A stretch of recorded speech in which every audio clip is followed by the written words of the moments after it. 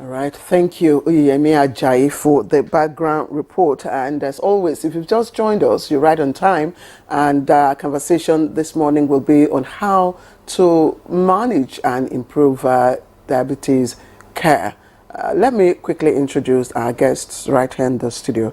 We have Prof. Prof is a familiar face, and each time we have conversation around this topic, Prof is always very handy for us. So we're very glad to have Professor Felicia Anuma right here in the studio. Prof is a professor of medicine and endocrinology. She's also a director, Center for Diabetes Studies, University of Abuja, and president of Diabetes Food Nigeria Initiative. It's a pleasure to have you with us this morning. Thank you very much for inviting me. And also in that category is our very good compatriot, in this advocacy, diabetes advocacy. So let me welcome Sarah Abagai. She's a dietitian and, of course, an analyst for us here. Thank you very much. And it's good to see two of you, ma'am. Thank you. Thank you. All right, also joining us for the discussion is Dr. Peter Agada, a diabetic patient. You're welcome to Good Morning Nigeria. Thank you so much. Also joining us is Aisha Bukar Ali, a former founder and coordinator, Diabetes Help and Enlightenment Organization. Good to have you on Good Morning Nigeria. Yeah, good morning and thank you very much. Welcome. All right. Once again, we're very glad to have everyone right here in the studio. There are many conditions, health conditions, that medical experts say are asymptomatic. That, of course, you don't see them written all over the faces. But I not so with diabetes. It comes with a lot of, signs that, could be visible. I hope I'm correct. But I'd like to start our conversation with Dr. Peter Agada, who, of course, I should add, is a doctor, is an expert in acoustics. Yes. So, Dr. Agada, yes. you've been living with this condition, yeah. and I just said that some conditions are asymptomatic. Yeah. I mean, how debilitating can this be? Thank you so much. I've lived with diabetes for about 27 years now, out of my 52 that I've lived on the earth. Incidentally, I'm 52 today. Wow. We'll make time to celebrate. Not a problem. Yes, it's worth celebrating. And I thank God for education. I thank God for the grace and ability to be able to be disciplined, to see my doctors from time to time as God helps me. And also to learn from mistakes that I make from time to time as I manage. You call it debilitating. It's really, really terrible to be a sufferer of diabetes. So many. The complications are so many. Actually, the complications of diabetes are from your head to your feet. Every part of your body, from your head to your feet. What I mean from your head, your eyes, your ears, your tongue, your teeth, every part of you suffers one thing or the other out of mismanagement, mainly speaking. And then most people don't even know what it is that is wrong with them. That's even the first part of it. The first part is to even know what it is that is wrong with you. So we suffered from neuropathy, foot numbness, to gastric issues, to all kinds of tinglings and pains, and waking up several times to go and urinate, and then you have tooth issues, you have eye issues. Sometimes but these are also symptoms for other forms of conditions as well. That's the confusing part of it. Except you are seeing a good doctor, except of course you have somebody that directs you to check your blood sugar, how to check your blood sugar all the time, your fasting blood sugar, your random blood sugar. So, what has happened to me in person is that I've almost become like an assistant doctor in a way, because I have to understand my body signs, I have to know what is what, It's what has helped me over the years, what is what. What is causing this foot issue? Is it that my sugar level has gone high? There was a season, it was palpitation. I will hear my heart beat myself, You know, why is that? I always run to Prof. Prof, in fact, I became like a doctor in training. Every single sign I do not understand, I'm calling on the doctors to check on. And what this was it is. at what stage in your life? Because you've been living for maybe at 8:35. I didn't know Yes. what it was for almost 5 years of my life. After I discovered it, I discovered diabetes at about 25, after my master's degree in the university. But I didn't know what it was. I just kept going. I would think from time to time, it's just ordinary dizziness. I just kept going. It was sometime when my dad came down terribly ill and died of diabetes that I said, no, I have to go find out what these things are. Sometimes you just get up and you're that dizzy. You know, you wonder, what's that? What's going on? You know, and all of that. So I went to check, and then they checked my blood sugar. It was 13 or so. Fasting blood sugar 13 is about 200 plus, thereabout, for something that should be under 100 or about 105. So they did constant checks on me, and they discovered that I was diabetic, and then I began to get All right, treatments. thank you, Dr. Agada. You made some very important points, and I'd like Professor Felicia Numa to help us clarify on those points. When you started, Dr. Agada, you talked about education. Thank God for education. You know, you had to find out what was wrong with you and all of that. So I'd like Dr. Felicia to please help us break this down. For a lot of people, they have symptoms at the moment. They don't even know what's wrong with them. What really is diabetes, and what are the symptoms? What exactly, you know, would someone have, you know, for you to, you know, check or suspect, and then, you know, what really is this disease? Okay, thank you very much. Before I define this disease, I just want to make a statement that the prevalence of diabetes in Nigeria is completely underreported. Even the prevalence, pooled prevalence studies systematic review that was done in 2018, as far back as 2018, showed that the prevalence is 5.77%, meaning 11 point something million Nigerians. Is that a national prevalence? Yeah. National prevalence. Yeah. 11 point something million Nigerians had diabetes as at 2018. And I can tell you that we have challenges with data in this country because research is not priority, is, you know, personal efforts here and there. Therefore, we have many, many more people with diabetes than we are talking about. And in addition to that, it is known that in low and middle income countries, including Nigeria, 50% of those who have diabetes they don't know, not yet diagnosed. And the danger about diabetes is it's a silent, quiet disease, like he said. It's going on, you don't know, you are going about, you know, you feel you are fine. But as long as that blood sugar level is not normal, it's causing quiet damages in every organ of the body. The reason is that blood flows to every part of our body for our body to, every part to be alive, all right? And once that glucose level or blood sugar level is not normal, everywhere blood gets to, it disturbs it. And that's the reason why the complications affect virtually every part of the body. So let me go back to your question. What is diabetes? In simple terms, it is when the body loses the ability to utilize glucose or utilize anything we eat as a source of energy and nutrition. Very simple.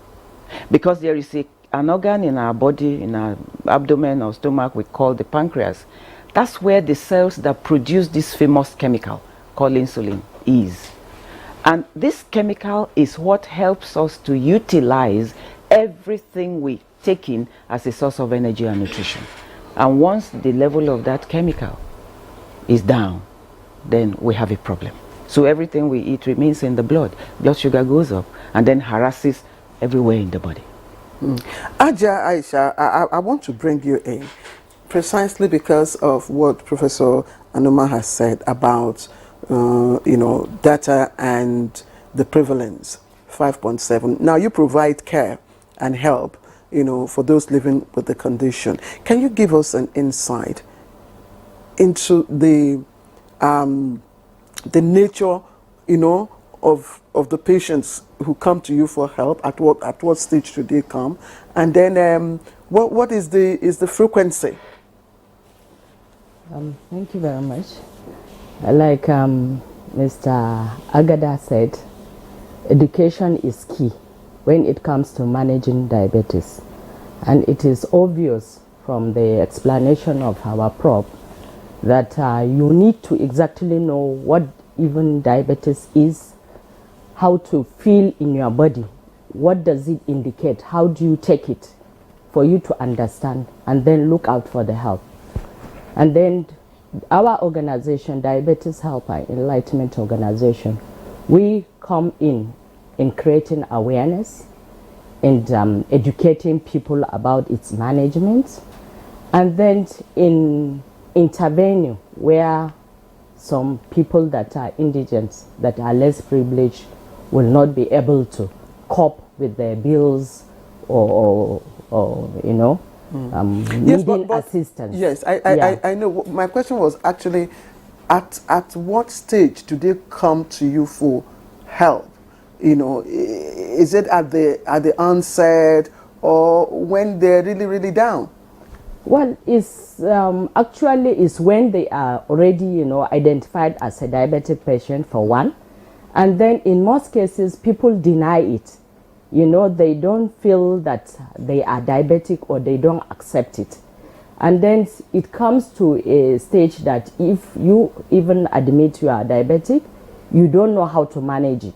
So most people that come is for them to get educated, for them to get enlightened about its management. And there is where we come in. All right, and Aisha, thank you so much. We're still going to get back to you, so you let us know the kind of enlightenment that you give people. But I want to get to Sarah Abagai now. I'd like you to tell us the causes of this disease. For somebody watching, you know, hearing diabetes for the first time, and like Prof said, 50% of people who have it don't even know that they have it. So, and they may be indulging in practices at the moment that would, you know, lead them to diabetes. What are the causes? Is it inherited? Is it as a result of the food they eat? Or, I mean, just tell us, what is responsible for diabetes? Well, diabetes, excuse me, initially was thought to be just a hereditary disease years back. It wasn't common in this country. People didn't know much about it.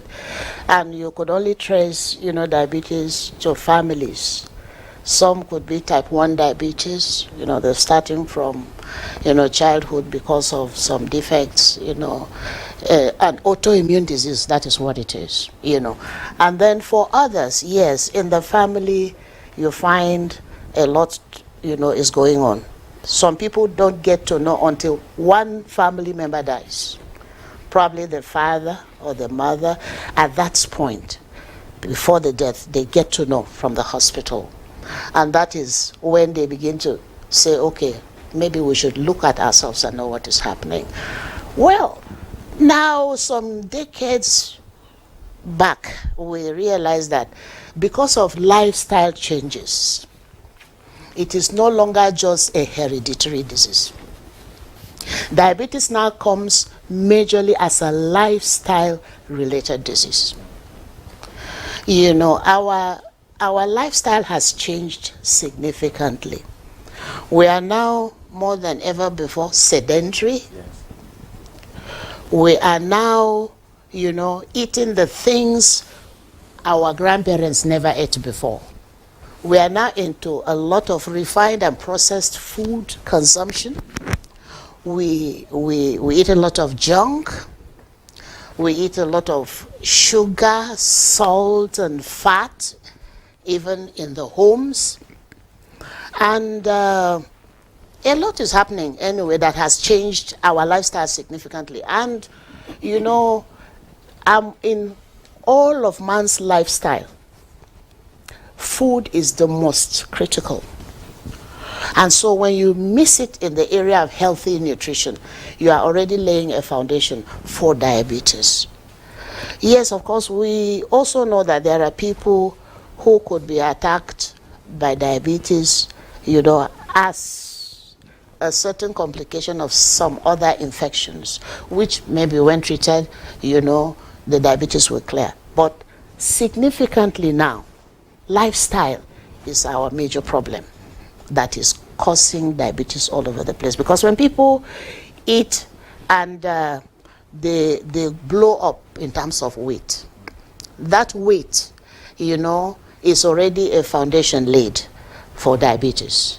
Because when we talk about the weight and how the body is able to process the glucose that is released from your diet, you find that there is always an obstruction.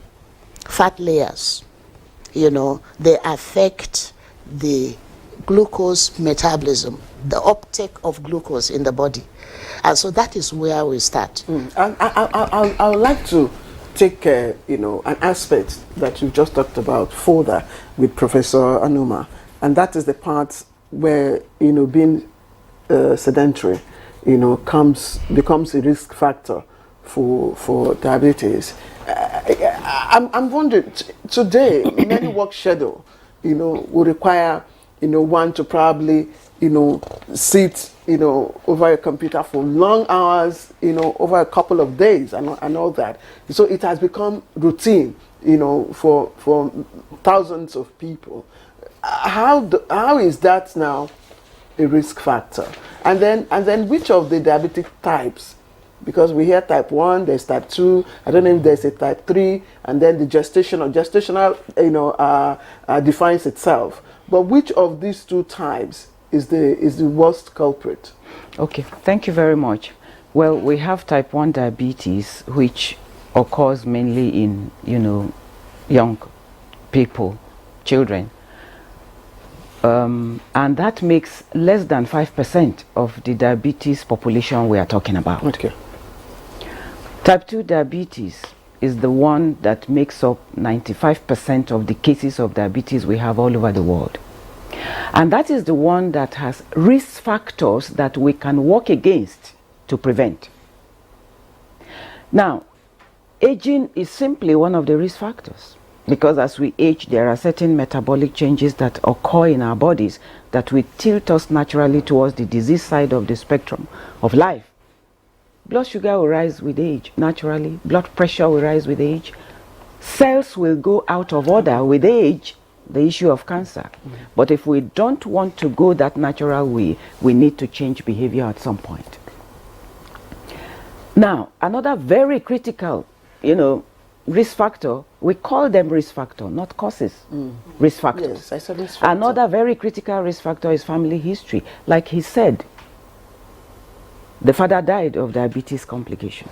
Now, when one parent has diabetes, any of the children of that parent has a 40% chance of developing this type 2 diabetes at one stage or the other in his life. When two parents are, there's a 70% chance. But I'm quick to tell people that even if you have a 40% chance, 70% chance of having a disease, you have a 30% chance, 60% chance in your hand. Get well informed, get empowered, live right, and not have it. All right? Now, you talked about physical activity. Now, civilization brought us where we are.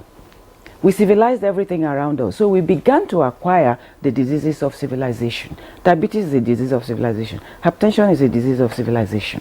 And the consequences thereof, strokes, heart attacks, and so on. She mentioned diet. Yes, we left the African, Nigerian, healthy diet for the civilized, unhealthy diet. Sophisticated, so to say. I noticed something. On Sundays now, before, when we leave church on Sundays, people go to their homes, cook food and eat. But now we feel so classy. After church, we go to all this. Yeah. Yes. We feel classy about it. We enjoy it. We feel good with it. The other very important risk factor she mentioned, which is related to diet and physical inactivity that we are talking, is overweight and obesity. God is a perfect scientist. For every height, there's an ideal weight. Once you allow your weight to get beyond what that height is meant to carry, that is the beginning of all the drama. But let me ask you, because you talk about disease of the civilization, and then you're comparing, you know, our habits now of importing Western culture.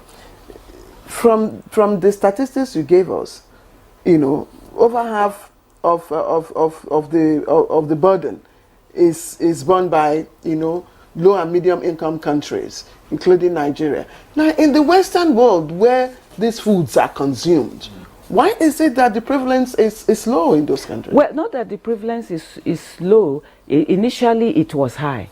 but because of education, because of empowerment. Government invested in fighting against diabetes, empowering people.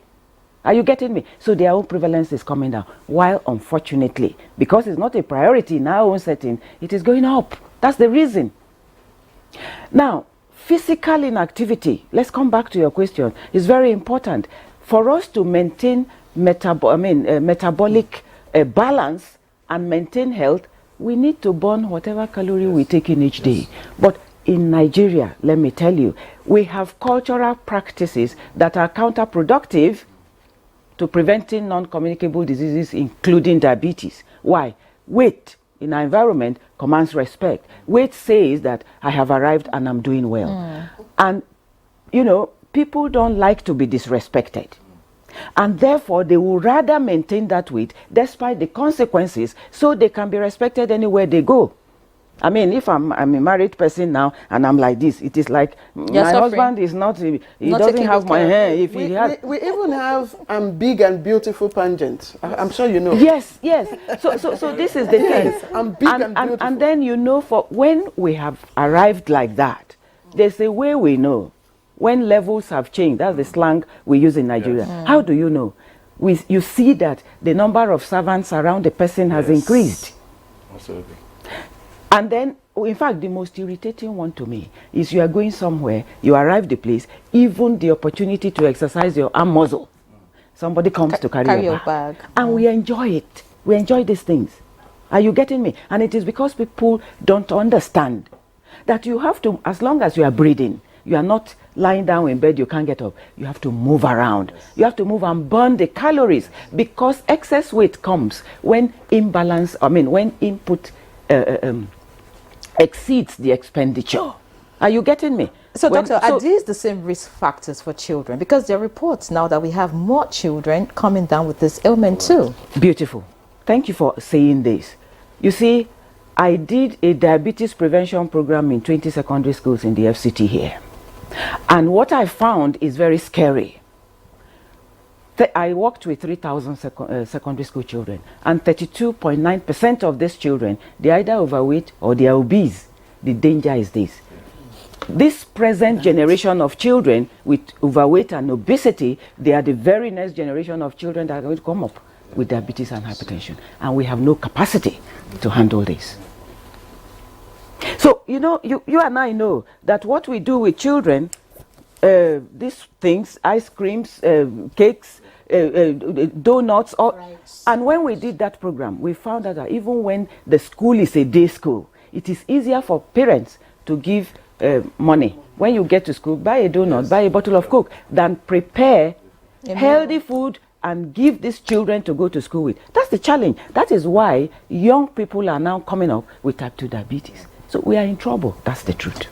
I think maybe economy should be part of the risk factors for this ailment. I would like to get to Dr. Peter Agada, because, you know, some of the factors you have mentioned, the fact that, after Sunday service, instead of going home to cook, you know, a parent who has worked Monday to Saturday, for example, Claire, I'm sure you agree with me, the mother is tired, and or after the day's work in the evening, she doesn't have time. So, you go to the eatery and all of that.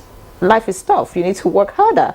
You know, and then in the morning the mother is rushing to work, say 5 a.m., cannot prepare breakfast, and says, okay, take 200, get yourself anything in school. So, for you as a diabetic patient and then going through this disease for 27 years, besides these risk factors already mentioned, for you, what are the experiences of people with diabetes? And what, you've learned from other people too. Besides these factors, what are the other factors you think is responsible for it, and also responsible for the lack of management that these patients get? First and foremost, I would say education, education, education. It is because of lack of education that you think you should give money to your child instead of preparing the food, because you don't know the implication of what you're doing. I have a 16-year-old. She's going to be 16 very soon. She's become diabetic now. Also, secondary school, SS2. This very same reason. I travel all over the place. I'm in project sites here and there. I don't know the details of how they make their food in the morning and all that, but I discovered later when I ask the questions. That Esther just carries her bag, her name is Esther, takes money, and they have something called talk shop in school. And what every child goes for is Coke, Fanta, biscuits, donuts. It's natural, it's easier for them. There are places where they make beans and other good food, but they won't go there. You've just empowered them to go kill themselves. Esther is diabetic today. We're fighting how to, it's a type 2 one, of course, and she's joined me now. Because once I'm back home, no matter how long you sit in the office, once I'm back home, every day in my life, I must walk 2 hours in the evening. But prior to your discovering, Yes. your status, Yes. what was your lifestyle? Well, I go to work. I'm the CEO of my organization. I'm from my AC car to my AC office.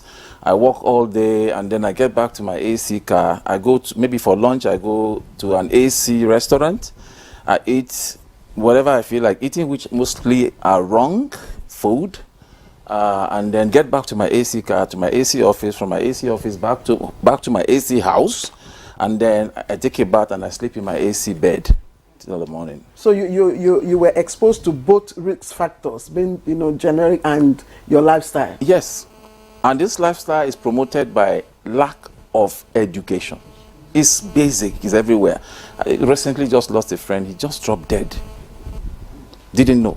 So you do not agree that this age and time, because you hear a lot of people talk about the fact that you begin to outsource certain things because of the stress that you go through Yes. in your workplace. I'm not like I'm giving excuses for women who are supposed to take care of children, because I'm particularly pained about children who are coming down with this disease. Yes. Because they are too young to get the kind of education we're talking about. It's basically because of the kind of way they are brought up that they have this ailment. So I'm saying that for now, you hear a lot of people talk about outsourcing things. You can't just sit back and do everything yourself because you're going to work morning till night and all of that. So do you think that this age and then the fact that the economy is a bit tight, I know is what- that part? That's even the more reason. I know the point you're coming from. That's even the more reason you need to look inward. If the economy is tight and difficult, okay, I've taken my family out a couple of times to Sheraton or Transcorp. I spend nothing less than 25,000 naira on each person, just for one meal. It's a buffet. If the economy is tight, isn't that the time to get to more innovative? Do the backward integration. Yes, as we would say. isn't that the But- best time? Yes. Right now, look at what has happened in my house. I've been more in Abuja recently because my project now is in Abuja. I've gone to go and get a cook. She has some books, okay? She has some books on dieting. I got a cook. I'm paying 50 or thereabout thousand per month. I've changed the cooking utensils because I also got to know that the silverware is better Than, yes. and all of that. We got all of this stuff. And then we got diet list. You make unripe plantain on Monday, you make beans on Tuesday. And this cook is so innovative that she makes it and all the kids are happy with it. And I also think, just to add to what Inri is saying, as a mother, you must also put an eye, in the component of food Yes. that your children take, no matter what. Even if you go to the restaurant, Yes. you must be particular. I was coming yes. coming to that. Yes, I was you coming must to be that. particular about Now the type of the food. next thing is education again. You go to these big restaurants, the food is open. You select what you should eat properly. Talking about selection of food now, that would lead me to Sarah Abagai. He just mentioned the kind of food that he has a list. I'm just imagining how many people can afford that. You know how much is plantain in the market now? Yeah, don't tell me. So I'm just saying, for low income earners, how would they be able to cope with this diet we're talking about in order to reduce the risk of coming down with diabetes? Right now, we are actually having this backward integration you were talking about, moving from the Western diet to our traditional diet, which is the whole plant-based diet. And it is the cheapest diet you can actually get. Not now.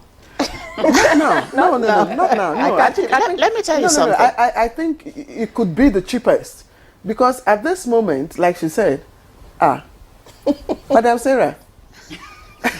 Well, let me tell you something. Let me tell you something. But just give Let me talk about it. You see, when a healthy diet, is on the table, you just realize that it is not the most expensive diet. Yes, ma'am. It is not. I agree. Getting vegetables. We've been talking to people. You find that when you are talking, the budget of the family is such that a larger part of it tilts towards meat, groceries from the supermarkets, refined processed foods. And then when you now come to issues of fruits and vegetables, they say, these things are very expensive. They're very expensive. But now I understand that 1 carton of fish is about 40,000. People still kill cow and share. But mind you, when you don't really need much. When you talk of we are fruits coming and back vegetables, to the whole plant, the whole food plant based diet. when you talk about fruits and vegetables, it's not just ugu.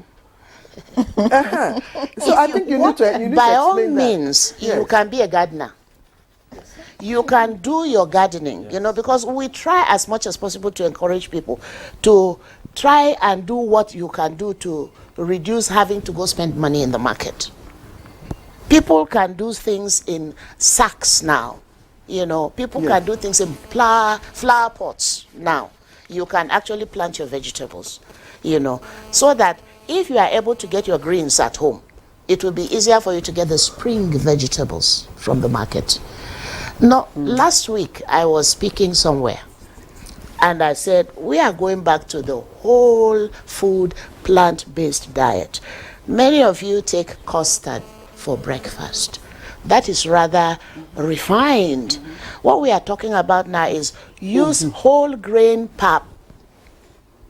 And so when I now described what whole grain pap looks like, it's just that you steep your grains, wash them thoroughly, have them ground smoothly, and you don't sieve. They said, it was strange to them. How does that work if you don't sieve? It works. It works. You take Quaker oats, don't you? It's full of its fiber. Yes. So yours is even finer as whole grain pap. Because what you are actually sieving and throwing away is the fiber that your body requires to help in the control of glucose. I'm learning something new. I'm just wondering if children will take that. I will go try that today. Yes, that's just an aspect. And we are looking now at how we can actually eat whole grain products largely in our foods. These days, instead of refining everything, people carry grains and they take to the engine and they have to, first of all, polish. Then you come and remove the chaff. Yes. According to them, it's chaff. But that is fiber. Very important for your health. Let me also ask you, because this is very important. Yes. Because, from research, we are told that diabetes has moved from being an incurable, condition to a treatable condition. But again, you can treat via, diets. That's exactly what we're talking about. Yes. The fruits, canned vegetables, are they also risk factors? They are. Because they are, first of all, preserved with a lot of chemicals, including sodium. A lot of sodium just to preserve them. Some are preserved with I love syrups. to eat my sweet corn. Syrups and all that. So, and then you have fresh corns around. That's fresh corn. You could supplement. I like my green peas. All those in can. Clear that problem. Oh my God! Go to the market. Go to the market. Let me even say. When you go to the market, these things are there, fresh. Exactly. Whole, natural. Then we should stop importing them. Yes. But are we going to stop eating them? Yeah, I guess this is the essence of this kind of program. Yes. And we need many more of it so that people get this understanding of what, because balanced diet is not the same as healthy diet. And the issue of fish being 40,000 naira, what I tell people is you can reduce the budget Yes. on your fish and Yes, chicken yes. and divert it to vegetables, vegetables and and fruits. You fruits. can do that. You can. Okay, so there's a lot of empowerment needed on what is really healthy that Yes. can help us prevent disease. And sorry, just to go back to this sedentary thing, because you said you stay in the office morning till evening. Research has been done, and the truth is this: once you sit for every 30 minutes, more than 30 minutes, stand up and walk around, then come back and continue. Yeah. Absolutely. I'm applying. From research, Yes. 30 minutes, you're sitting down, get up, go around. And if you can afford it, buy devices like this that actually tells you, get up now. And move Okay. around. And move I'm around. wearing one now, you know. And these are easy, you But know. very few Nigerians But- can afford that. Yes, I I can tell know, you. I know. But if you can, that's what I said. And then you know something else on the general, for 27 years, you know what I found out? We actually eat too much. Yeah, of course. Of Food course. size matters. We eat too A lot. much. A lot. We don't practice practices our forefathers used to practice. Sometimes in a week, there are days where I eat once a day. That's because you sit in the office and work. Yes. There are people in the market as we speak, and they've been there since 7 a.m. I'll probably push wheelbarrow from whatever time they get there Yes. till late at night. Yes. So do you expect the same person to? Well, depending on your life demands, are you getting what I'm saying? I'm talking about for people who do the kind of things we do, you know, at our, you know, But we know too very much. few Nigerians do the kind of things that you do. A lot Yes. of us, are putting so much effort, or if you like, so much energy Yes. into our kind of work. And that brings me to Aisha Ali. You have been, interfacing with people, educating, enlightening them, and for everything we said so far, it's about education. If you do not Yes. know, of course you would. Yes. What has the response been? Because a lot of people will say that if you want to hide something, you put it in a book, and Nigerian won't read it. All right. So even when you talk to them, are people taking, the advice that you're giving out? I just want to know, do you think that the reception has been good? Are people actually following these practices that you're giving out? Well, the more there's education, there's more empowerment. And then the fact that you tell people this is something that affects your life, your health, and then it worsens. If you are already diabetic and you don't comply by changing your lifestyle, changing your diet, and Have you heard the everything. statement that this life is one? A lot of Nigerians make that statement. It's just one life. My mom Exactly, must die by exactly, something. exactly. Something go kill a man. Something That must kill a makes man. you to be more careful, and I believe it goes a long way in the fact that you get educated, you understand the implication and then the likely complications of this disease, which is really scaring, to say that you may get amputated, you may get blind, you may have heart attack, and so many out of the complications. I think that is making you more determined to face it and then, Seek help. to seek help. So is it just this enlightenment aspect that your foundation renders? Because Professor Anuma has also talked about accessing, care and treatment. What is the scope of the help that you provide to patients? Professor Anoma, incidentally, is one of the founders of my NGO. She is a pioneer member. Mrs. Abagai too is a pioneer member. We all started it together, and they've been really very helpful, and they have really given me a lot of support and encouragement for me to keep going with this NGO. And then in the past, we usually organize seminars and workshops, which they were, part of it. She gives us all the professional aspects of understanding the diabetes and its education and everything. She gives us all the advice we need on the dietary aspect, and we started it together, and that has given a lot of confidence to the NGO that people, listen to us and take all the advice and the education and the enlightenment we give, because it's professionally given the back support. Professor Anuma, Yeah. the issue of sugar, people will tend to believe that diabetes, is caused by, the, cube of sugar you put in your teacup, or just, ice cream or cake and all that. Can you explain to us the form of sugar really that, triggers? Okay. Yeah. Now let me start with this. Anything that tastes sweet in our mouth contains what we call refined sugars. Why do we call them refined sugars? They are sugars they are substances that don't need any digestion anymore, digestion process.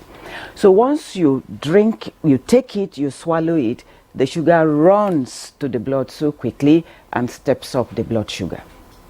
All right? I take a bottle of Coke. The sugar there runs to my blood to step up my blood sugar.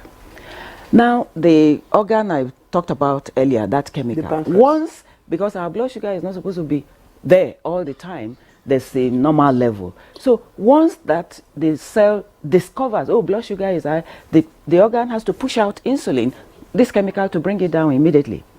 So the more sugary things you take, the more refined sugars you take, the more you harass these cells. And when you keep harassing these cells, a stage comes, these cells get exhausted. And when they get exhausted, there is no coming back. That's the truth. And that's why we are saying, so including the sugar at the table, we're saying, please don't, I'm told that there are Nigerians that get a bottle of Coke and even add cubes of sugar to it before they drink it. Our mouth, our tongue is too sweet. We have very sweet tooth. So are you saying unrefined sugar does not affect, the for example, rates of your carbohydrate is eventually digested as glucose. So it doesn't have any impact on if it is if it has a lot of fiber that she's talking about. It is like my patients that like pounded yam. I don't stop them, but I tell them the size of my feast, not their own. My feast is very small. And then a bowl of vegetables. Now, that the fiber in that vegetables will not even, because the vegetable is bulk, will occupy some space there. So even though he has eaten the size of my feast, he's not going to get hungry. So in other words, if I take 10 sizes, like you have shown of the unrefined sugar, is there a likelihood of coming down with diabetes? You can't take 10 sizes because it is important. What we are talking about is amount is very important. We mentioned earlier that Nigerians eat too much. The truth is we eat too much, more than we need. If you see us at buffet and you see that large plate, Nigerians will fill it to the brim. When I see it, my body is shaking, and then in 15 minutes, that plate is an unhealthy, deadly way of eating. And so, small as we age, we eat less and we are more active. Are you getting me? So we need to reduce the amount of sugary things we take as we age, even if there's no family history, including the sugar. And our tongue will adjust to whatever we take. If you used to put 3 cubes of sugar in your teacup, and after this talk now, the person now decides, I'll put only 1, or I won't put at all. Maybe the first few days unpleasant, but after that your tongue adjusts.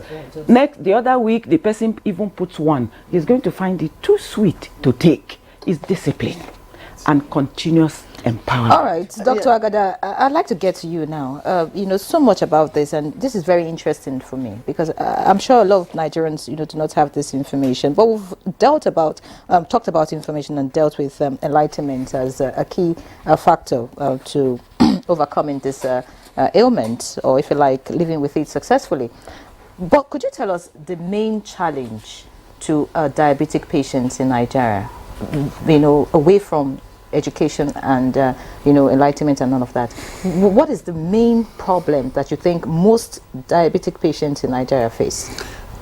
In order of priority, in order of ranking, let me put it that way, I think I would say the cost of managing diabetes is one big challenge, and then I would say discipline is the next. These two things are very, when you say critical. Cost, I mean, is it the okay for drugs, me? The medication regime, that it takes to keep your sugar low, especially people my age or so, you know. On the average, because I don't just take my anti-diabetics, I also take some supplements, you know, to aid, you know, what you lose on a daily basis. My vitamin B1, B12, B6, because of the effect that I'm having on my feet now over the years, and I take vitamin Bs, all kinds of vitamin Bs. I take alpha lipoic acid, you know. Luckily, there are good molecules that have come out today that combines everything in one. You know, there's something called neurobetic. You know, it's a multivitamin. It has B1, B2, B12, thiamine, everything in one. It costs about 6,000 to run that in 30 days. So if you divide that by 30 days, it's a figure. My Gavosmet, for example, I do Gavosmet 51,000. I take 2 tablets of that every day. There are 10 in a sachet. A sachet is 7,000 as at yesterday. So you factor that, it's like 1,000 naira per day. So you put this together. But just to add that, yes, these needs to be prescribed. Yes, but of they course, need to be prescribed so that people don't start writing down. You don't take that on your own. I didn't know about Gavosmet until I met Professor Anuma. I didn't know about it.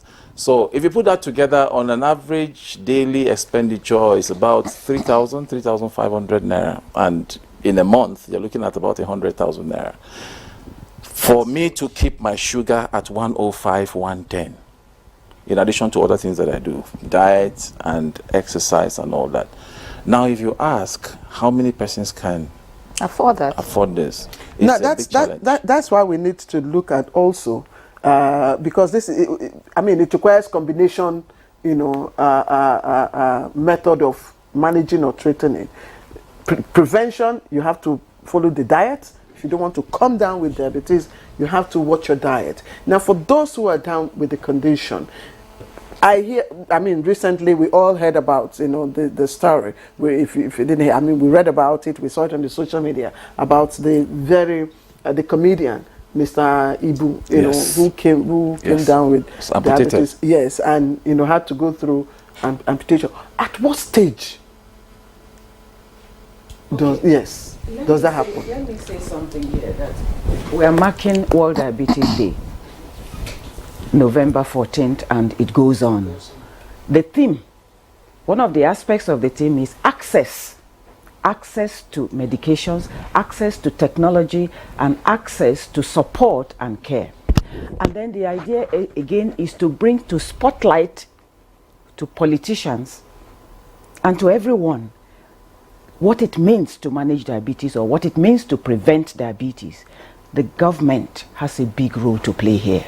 Diabetes is a costly disease, and therefore government needs to come in to support people suffering from diabetes. The truth is this: if somebody has kidney failure from diabetes in this country, it is a death sentence on the forehead of that person until the day it happens. Now, you mentioned amputation. Yes, when people have diabetes and blood sugar not controlled for a long time, then it can affect the nerves, it can affect the blood vessels. And once that happens, the legs is one of the notorious places, the brain is another notorious one, the heart is another notorious one. So when there is no good nerve supply and the blood supply is not good, then that leg is prone to injuries, is at risk of injuries, and wounds don't do well in diabetes unless the proper thing is done in the proper place, and so the leg can go gangrenous. And if the leg goes gangrenous, it's dead. If the rest of the human being has to survive, you have to cut that part. So that's just what leads to amputation. And leg complications is so much in Nigeria, again, because of lack of education, lack of empowerment. And so one of the very critical things that diabetes people need is education, empowerment. In fact, diabetes education is more important than the tablet we ride. What kind of help? We must, begin to wind down now. Yeah. What kind of help? Because you're talking about help coming from the federal government. Because yes. So, in what form do you want this help to come? Okay, fine. The NHIA now, they call it NHIA. Yes.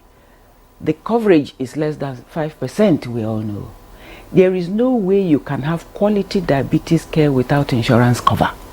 It is not possible for that individual. It is not possible to have quality diabetes care without insurance cover. So we want this health insurance scheme to extend to as many Nigerians as possible. We also want the states to begin to encourage this health insurance thing, and we want even community health insurance to support diabetes care. The people cannot be left on their own. It is an expense. Then we also need waivers for diabetic medicines, diabetes technologies. Right now there are no waivers. So how can, in the Nigeria of today, my patient will buy one of his or her medicines for 30,000 in a month? This, mind you, this person is also hypertensive. He's on antihypertensive medication. This person has fat problems. He's on medicine for... So more than 100,000 for quality diabetes care in a month. How many Nigerians can afford it? So we need, because health should be a priority for government. They said they will take care of us, and health is one of the areas that they are meant to take care of Nigerians. And so it's their responsibility. It's partly their responsibility. Indeed, it's a primary health concern now. And it's a primary health concern. Very true. So would like to round off now. I'd like to hear your final words, Sarah Abagai, before we round it off. I would just want to actually emphasize on the issue of education, even nutrition education. You make mention of, you know, the person who pushes the wheelbarrow all day and all, and what he has to eat. He doesn't have to eat as little as, you know, Dr. Agada said. But the kind of understanding of diet for the average Nigerian is key. Many people think, you know, somebody was that I was seeing a patient in the clinic, and she was telling me, I take custard together with fried potatoes for breakfast, you know, and it is a function of education, you know, lack of it. Where did they get it? Where did they get this education? Or where should they get this education? Well, we now have, you know, educators around. We have NGOs. We have the media, which should encourage people to come on board and enlighten the public. There isn't a lot of education going on. There's just very minimal education. So people eat very erratically, very wrongly. Well, Mrs. Abagai, that's why we have you. That's why we have you. Should I go to the marketplace and stand and begin to talk? No, the only avenue I will get, listen. It could be a kind of outreach. The only avenue I get is, you know, to speak with groups. I told you I spoke with a group besides last week because of the harvest. I was able to speak with a Catholic church, you know, organization, you know, congregation. And we were able to talk. That was where I was telling you, you know, you can't barge in on people. But this is a medium where this can be, you know, promoted. Yes. You understand? Sarah Abagai, Yes. thank you so much. You know, but I'll just quickly get to Aisha Ali now. In terms of education, I think that besides the media, you know, playing its role and talking to groups, there is no enough education going on in antenatal clinics. I think that's one key avenue to be able to reach a very large number of people, because you know, these women go on to have children and take care of their families. Yes. So if they're properly educated, and besides they're the ones who take care of, you know, I mean, what their families eat. Yes. So why is it that, you know, there's not enough education going on at that particular level? You know, just in 30 seconds. Well, if the opportunity is given to us, why not? But then, you know how most programs are being organized. They are conscious of what they intend to present to the people. They may not even encourage, you know, another person coming in to say, you have something to share or to educate people. So if the opportunity is there, like she rightly said, the media and, you know, coming in an organized forums to give you the opportunity to talk, why not? We'll be there. But like Prof has said, the most and important thing for us to, you know, talk about, and then is part of the aims and objectives of our organization, is for the government to intervene. Thank you. Then Thank you. I to, think, you know, seriously, you know, give free education or free medications to Thank you. diabetic patients in this country. And Ajia prioritize. Aisha, thank you. Yeah. Ajia Aisha Ali, thank you. Yes. Founder and coordinator, Diabetes Help and Enlightenment Organization. We really appreciate you. Yeah. Sarah Abagai, dietitian, as always, many thanks to you. And Professor Felicia Anuma, it's always a pleasure to have you. And I'm sure maybe after this program, we'll continue with some more questions. And finally, Dr. Peter Agada, I'm sure you access help, you know, from your private physician. Not many of those who are living with the condition have access to having their own private family, you know, doctors. And that's why, you know, the government's intervention is very, very appropriate. It's an appropriate call. Thank you very much. Thank you. Thank you very much. All right. All right, so we'll take a break now. We'll come back. We'll get to the next conversation. Please stay with us.